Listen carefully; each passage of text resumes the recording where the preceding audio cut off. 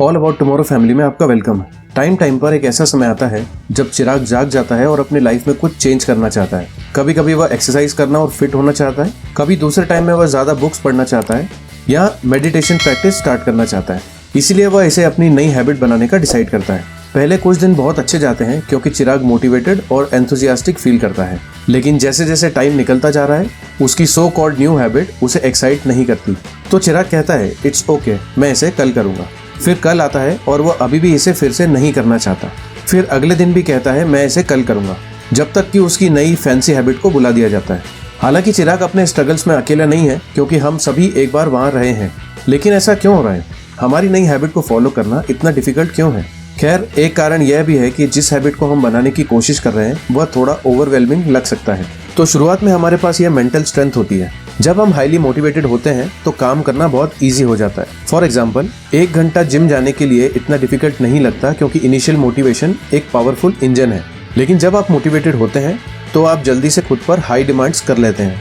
हमें लगता है कि ठीक है, इसलिए मैं पहले कुछ दिनों के लिए 1 घंटा जिम गया, अब से मैं डेली 1 घंटा जिम जाता हूँ। लेकिन जब वह इनिशियल मोटिवेशन कुछ दिनों बाद खत्म हो जाती है तो हमें कुछ भी होल्ड नहीं करता और हमने अभी तक कोई हैबिट डेवलप नहीं की है। अगर हमारे पास मोटिवेशन की कमी है तो हम शायद जिम को पूरी तरीके से छोड़ देंगे क्योंकि पूरा 1 घंटे का टाइम लगाना डिफिकल्ट लगता है। इसलिए चलते रहने के लिए मोटिवेशन पर रिलाई करने के बजाय आइए हम अपनी नई हैबिट को रियल हैबिट में बदलने पर ध्यान दें। मैं आपको 2 मिनट रूल से इंट्रोड्यूस कराकर समझाता हूँ कि मेरा क्या मतलब है। अगर आप एक पूरी बुक पढ़ने, 1 घंटे के लिए मेडिटेट करने या 10 किलोमीटर दौड़ने की एक्सपेक्टेशन कर रहे हैं तो हैबिट डेवलप करना काफी डिफिकल्ट हो सकता है। अधिकतर टास्क जिन्हें आप प्रोक्रास्टिनेट करते हैं एक्चुअल में करना डिफिकल्ट नहीं है। आप बस उन्हें स्टार्ट करने से अवॉइड करते हैं क्योंकि आप उन्हें ऐसा दिखाते हैं। 2 मिनट रूल के पीछे का आइडिया यह है कि आप अपने ब्रेन को यह विश्वास दिलाएं कि आप जो हैबिट बना रहे हैं वह हार्ड नहीं है।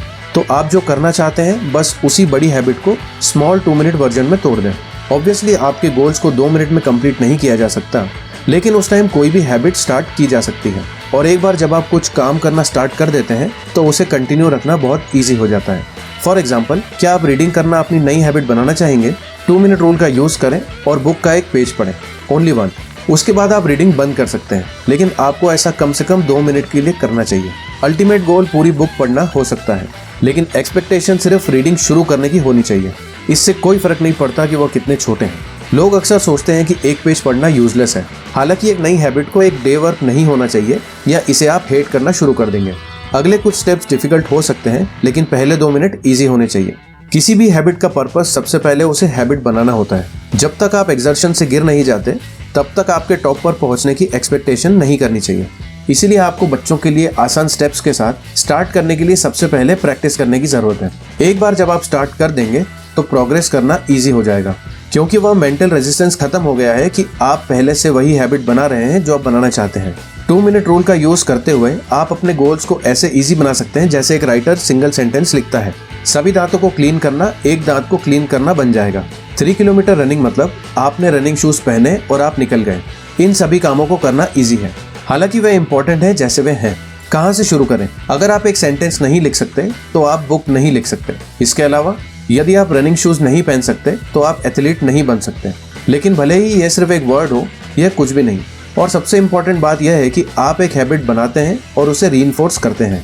आखिरकार आपके द्वारा लिखा गया वह सेंटेंस एक पैराग्राफ में बदल जाता है, जो एक चैप्टर बनता है और जो इवेंचुअली एक बुक बन जाता है। लेकिन पहले एक सेंटेंस की शुरुआत करनी होगी। मैं आपको एक एग्जांपल देता हूँ कि मैं 2 मिनट रूल का यूज कैसे करता हूँ। मैं हमेशा अपनी लाइफ में पियानो बजाना चाहता था, इसलिए मैंने एक परचेस कर लिया। पहले वीक में एक्साइटेड था और पियानो प्ले करने के लिए मोटिवेटेड था, इसलिए ट्रेनिंग में कोई प्रॉब्लम नहीं थी।